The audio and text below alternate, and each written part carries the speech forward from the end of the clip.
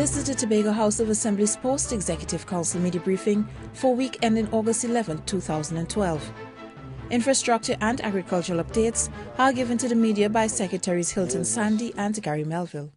I'm pleased to announce that after, in some cases, a little bit of delay, that during the course of this month, this August month, that the division will be opening a number of facilities that have been completed, including the Bloody Bay Rest Stop, the Bell Garden Fishing Facility, and the Argyle Fishing Facility, as well as hopefully the Little Tobago Interpretation Facility at Speyside. We have a number of projects that are also close to an end that we will also be opening shortly. That includes the Roxborough Fishing Facility, which was a bit delayed because we had to get a telephone pole, an electrical pole moved from in front of the facility. And as everyone is aware, sometimes it takes quite a while to implement that. So that resulted in a pretty long wait. That has now been done, and we expect the facility to be completed within the next month. And similarly with the facility at Lambo, we are expecting to open a number of play parks over the course of the next few weeks also. The one at Milford Court, the renovation of Milford Court is about 70% complete.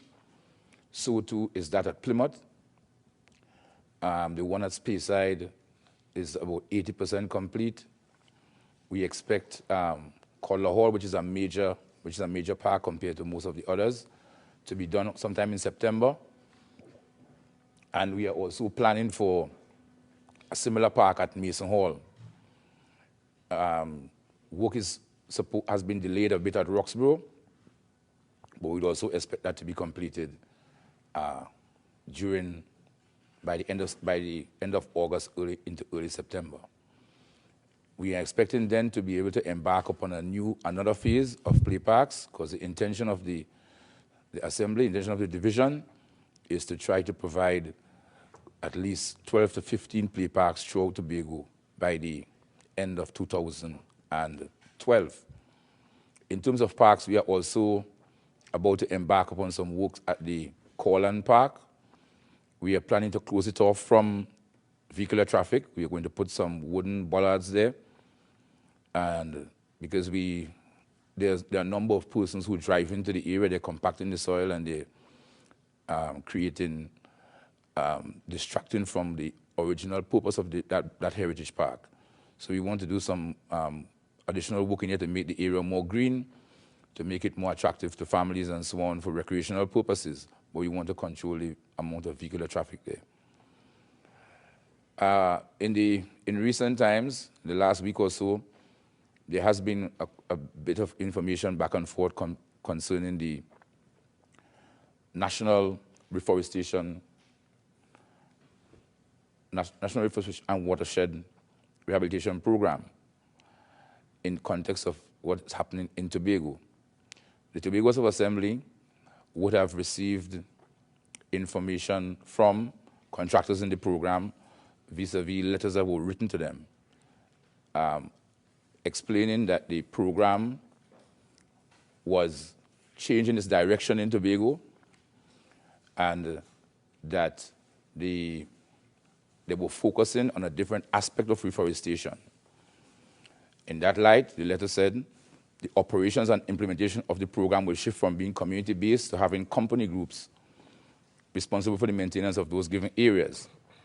And the letter would have further informed the contractors, these contractors being community groups in Argyle, Bell Garden, Glamorgan, and also in Speyside.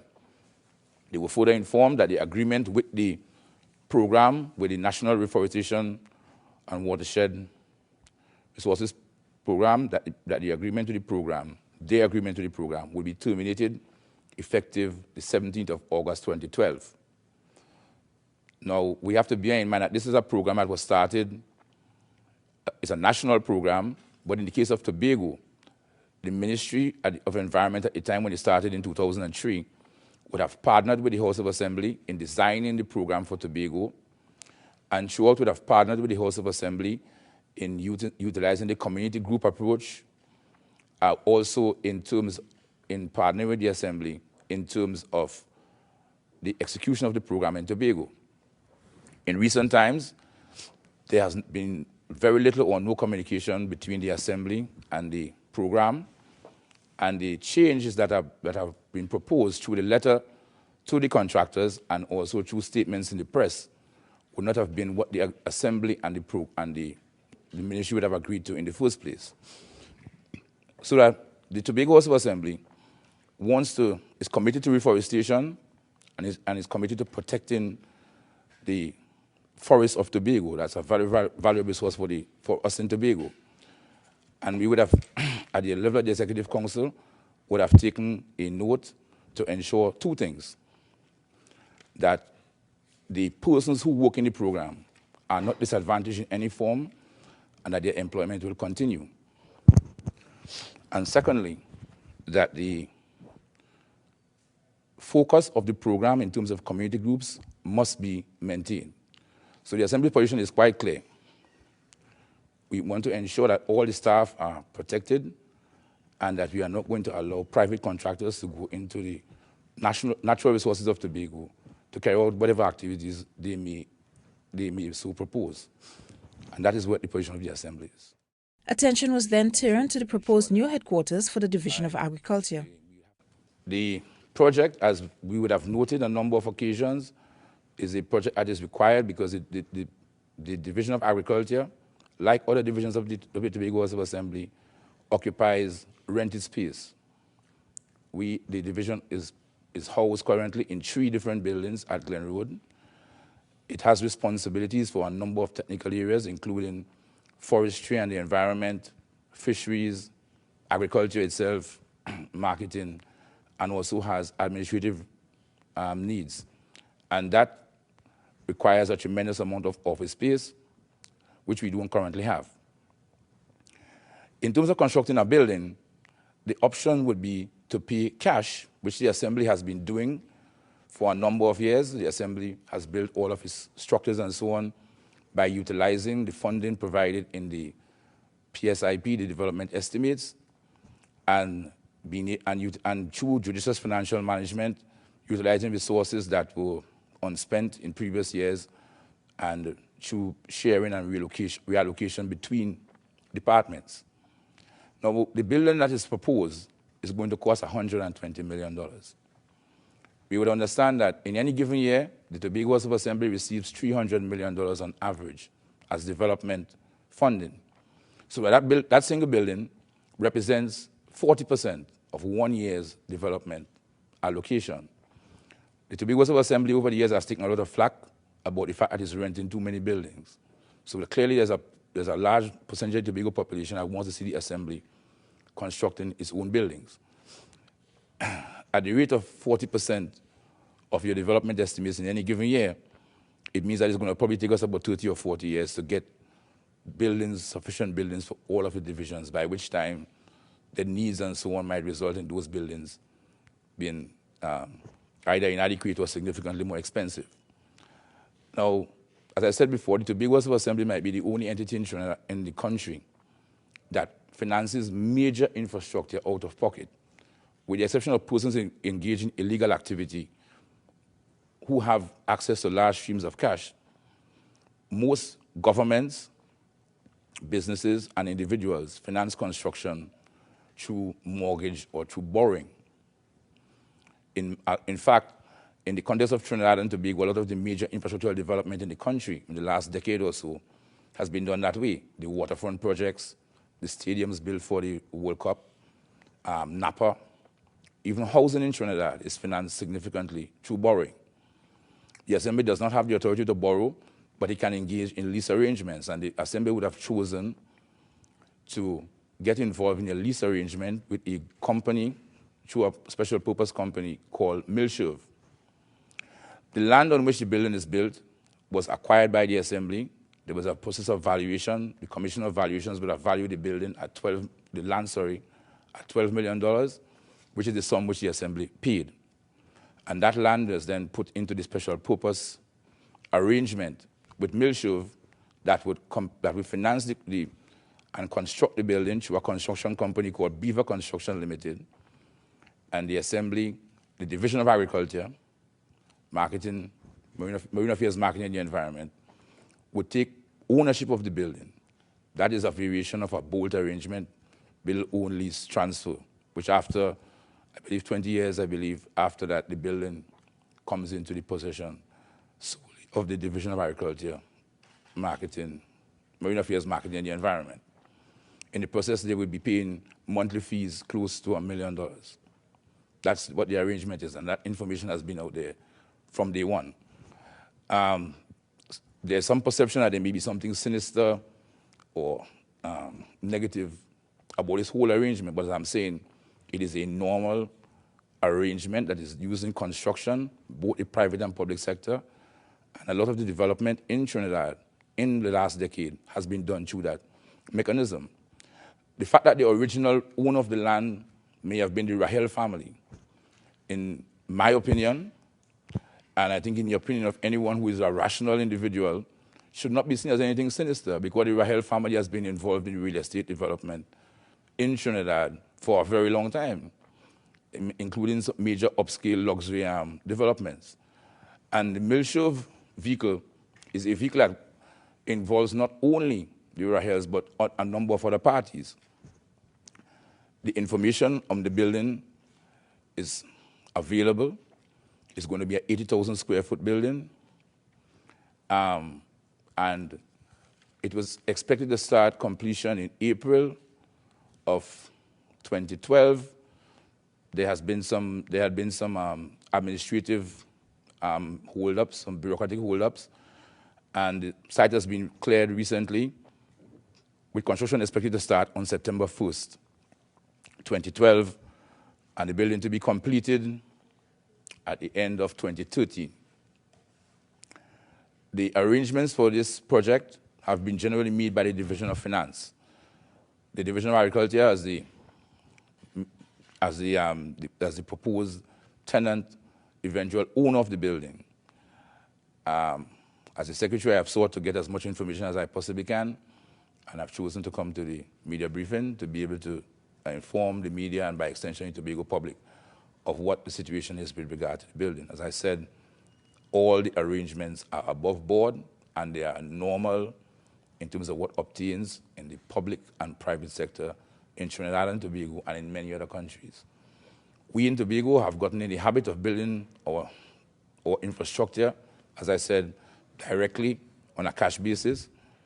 And as the Assembly seeks to expand the range of goods and services offered to Tobagonians, it's no longer feasible to always do that if we are to get that basket of goods and services properly expanded. Looking at infrastructure, Secretary Sandy began with the Orkinskio roundabout. The roundabout is going full apace.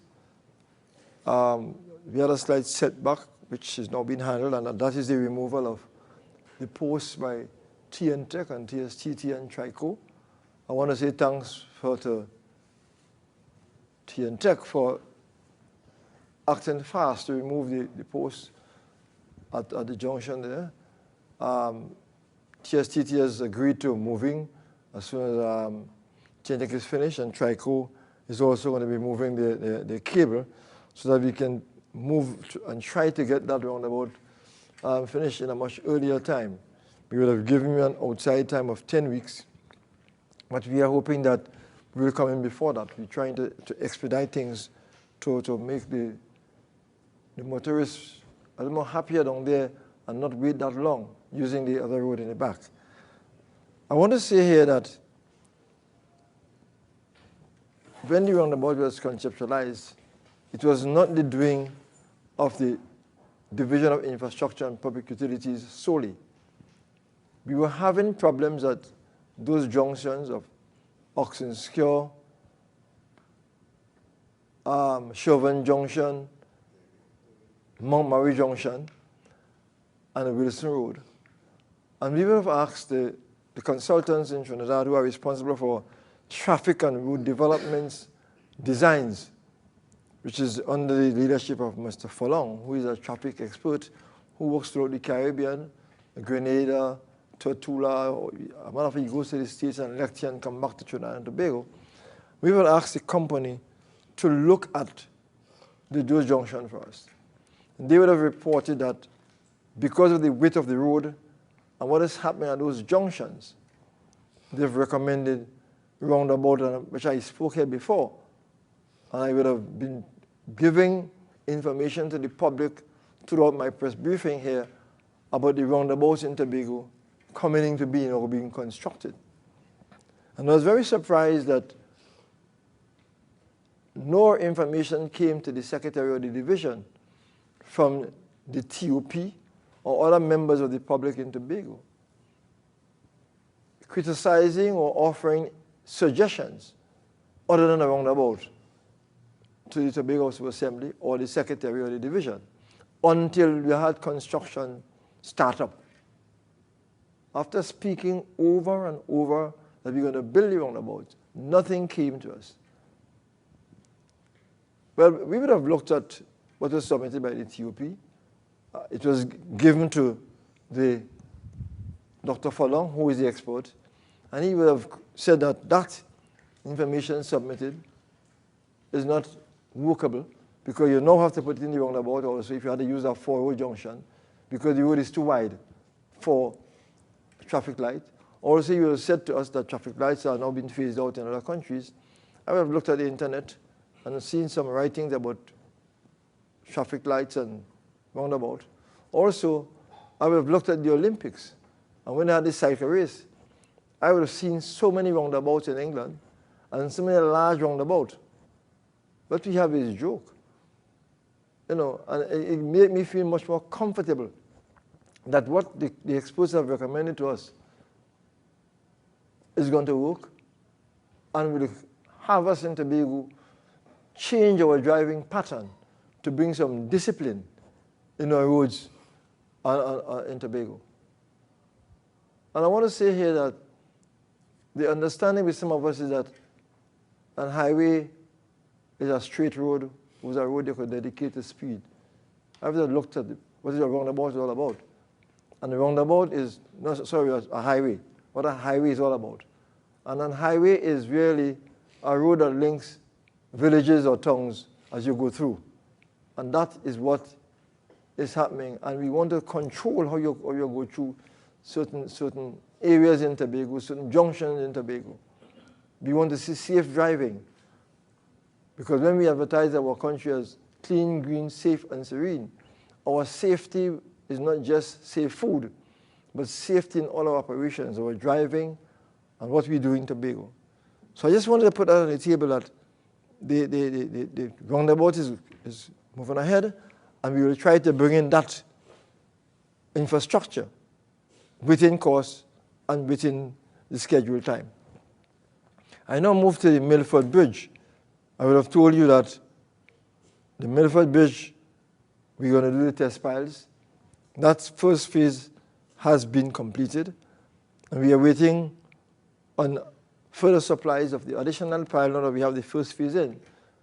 And we have some more tests to come in, but we will be purchasing the other aspects so that soon we'll commence the other phase, moving on to completing the construction of that bridge. Because it's additional pile driving and getting the beams and putting them in place. The experts are working with us, and we will try to expedite that bridge and move on to the other bridges as we go down to the Milford Road. The plan of the Tobago House of Assembly, Division of Infrastructure and Public Utilities, is to open up that Milford Road again in the back. They're opening the road, having it well, move all the small bridges, widen them so that you have proper access for our drivers in Tobago. The Runnymede slippage, which I spoke of last press conference, is that we are ready to move on with the piling for correcting the slippage. But the problem there is that we are waiting TNTech to move some lines because the crane, the machine that we're using, is that the height that they got to lift the 40 feet pile is within reach of the TNTEC's cable. So we've spoken to TNTEC, and they're working with us, working together to see how best we can get around the problem. We would have had town meetings with the people at Kistara, Pardevier, and environments in that area.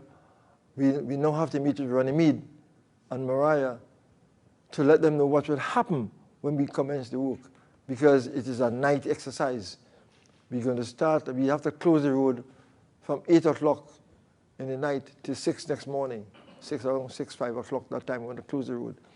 We've spoken to TSTT, the Public Transport Corporation, for the bus to have one on the inside and one operator on the outside, so they could, after 8, even though we are operating, we could pause to allow persons to cross to catch the bus on the other side. So even though we close the road to traffic going through, but passengers could still have access to the bus on the other side. And if it calls for more transportation to put in additional buses, we'll use the buses from the THA to assist to move people into the Kistara and Bloody Bay and so on. Also, we are going to ensure that the road between the Roxborough Bloody Bay area is up to standard, so that persons who are willing to use that longer route, instead of going around Runnymede, they can go through Roxborough and go into Bloody Bay and go in to Kistara or Bloody Bay. So we have a road network that can work within the period. Is that you'll find that some will be longer, burn more gasoline, but at the same time, we have access roads in Tobago that we can use in the event of we having problems in one part of the island to get into the other part of the island. Moving from roadworks to buildings, the Secretary explained the concept of the Roxborough Administrative Complex. And when we see administrative complex, that building will be housing persons like you have social services, NIS, TNTEC, TSTT, WASA. There will be a conference room at that building, so that in the event the assembly needs to have a sitting up there, they can go have a sitting in Roxborough.